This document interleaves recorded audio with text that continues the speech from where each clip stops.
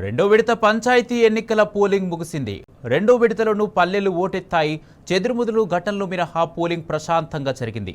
మహిళలు, వృద్ధులు, యువత ఉత్సాహంగా ఓటింగ్లో పాల్గొన్నారు. రైతులు తమ తీర్పును బ్యాలెట్ బాక్సుల్లో నిక్షిప్తం చేశారు.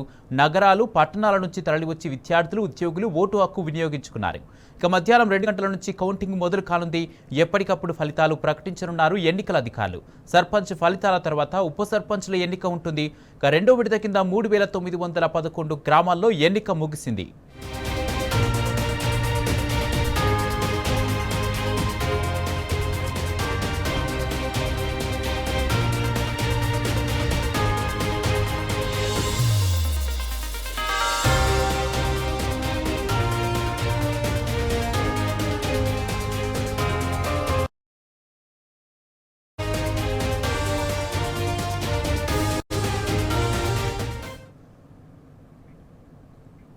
రెండో విడత పంచాయతీ ఎన్నికల పోలింగ్పై పూర్తి సమాచారాన్ని స్టేట్ ఎలక్షన్ కమిషన్ ఆఫీస్ నుంచి మా ప్రతినిధి కిరణ్ లైవ్ ద్వారా అందజేస్తారు. కిరణ్, పోలింగ్ ఎలా జరిగింది? ఇప్పటివరకు ఎంత శాతం పోలింగ్ నమోదైంది? పూర్తి అప్డేట్స్ ఏంటి? కుమార్, ఏదైతే రెండో దశ గ్రామ పంచాయతీ ఎన్నికల పోలింగ్ కాసేపటి క్రితమే ముగిసింది.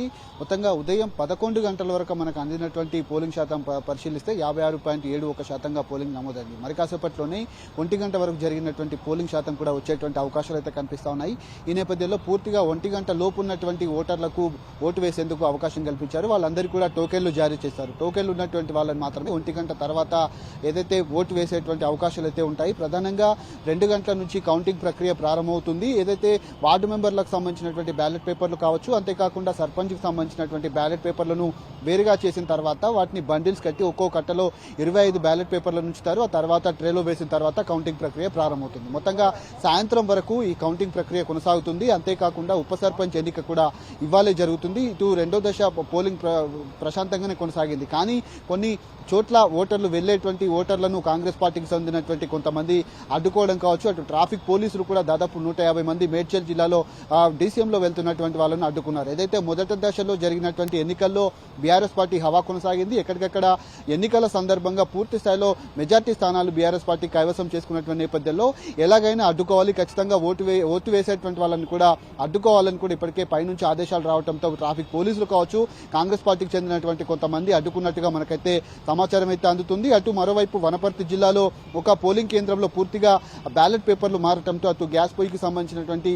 బ్యాలెట్ పేపర్లు ఏవైతే అవి ముద్రించడంతో పూర్తిగా ఆ బ్యాలెట్ పేపర్లు మరికొన్ని చోట్ల కనబడకపోవడంతో 58 మంది ఓట్లేశారు. అక్కడ మళ్ళీ కొత్తగా ప్రింట్ చేసి మళ్ళీ కొత్తగా ఎన్నికను కూడా నిర్వహిస్తున్నటువంటి పరిస్థితులు అయితే కనిపిస్తాయి. మరోవైపు నేలకొండపల్లిలో ఒక అభ్యర్థి ఇటు సూసైడ్ చేసుకున్నట్టుగా తెలుస్తుంది. ప్రధానంగా ఈ ఎన్నికలకు సంబంధించినటువంటి అంశాల్లో సాయంత్రం వరకు కూడా కౌంటింగ్ ప్రక్రియ కొనసాగుతుంది. మొత్తంగా 3911 గ్రామ పంచాయతీలు ఈరోజు ఎన్నికలు జరగకాగా మొత్తంగా 415 గ్రామ పంచాయతీలు ఏకగ్రీవమయ్యాయి. మొత్తం ఈ ఎన్నికలకు సంబంధించినటువంటి ఏర్పాట్లను కూడా కొనసాగిస్తా ఉన్నారు. ప్రధానంగా ఎన్నికలకు సంబంధించినటువంటి అంశంలో రాష్ట్ర కాంగ్రెస్ కు సంబంధించి ఇటు ఇచ్చినటువంటి 6 గ్యారెంటీలు కావచ్చు, పూర్తిగా ఎన్నికల హామీలు ఏవైతే ఉన్నాయో అవన్నీ కూడా నెరవేర్చకపోవడంతో రాష్ట్ర ప్రజలంతా కూడా విసిగి వేజారినటువంటి పరిస్థితులు కనిపించాయి. మొత్తంగా ఎన్నికలకు సంబంధించి రెండో దశలో కూడా బీఆర్ఎస్ పార్టీకి ఎక్కువ స్థానాలు గెలుచుకున్నటువంటి అవకాశాలు అయితే కనిపిస్తా ఉన్నాయి. మూడో దశ పోలింగ్ కూడా ఈ నెల 17వ తేదీన జరగబోతోంది.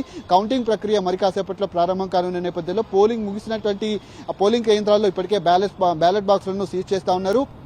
కొన్ని పోలింగ్ కేంద్రాల్లో ఇప్పటికే ఓటర్లంతా కూడా క్యూ కట్టినటువంటి పరిస్థితి. ఎందుకంటే సెలవు ఆదివారం కావడంతో శుక్రవారం సాయంత్రం కావచ్చు, నిన్న కొన్ని ఆఫీసు కార్యాలయాలు ఉన్నాయి కాబట్టి నిన్న సాయంత్రం కూడా చాలా మంది కూడా నగరవాసులంతా కూడా సొంతూర్ల బాట పట్టినటువంటి పరిస్థితులు కనిపించాయి. అటు రైల్వే స్టేషన్లు కావచ్చు, బస్టాండ్లు కూడా కిక్కిరిసినటువంటి పరిస్థితి. సెలవు దినం కావడంతోనే ఈ పరిస్థితి ఉందని కూడా రాష్ట్ర ఎన్నికల సంఘం భావిస్తోంది. ఆ పోలింగ్ శాతం కూడా ఆ మొదటి దశ కంటే ఈసారి రెండో దశలో కూడా పోలింగ్ శాతం కూడా పెరిగేటువంటి అవకాశం ఉన్నట్టుగా రాష్ట్ర ఎన్నికల సంఘం అధికారులకు కూడా అంచనా వేస్తా ఉన్నారు. మరి కాసేపట్లోనే కౌంటింగ్ ప్రక్రియ అయితే ప్రారంభం కానుంది. Right, thank you Kiran.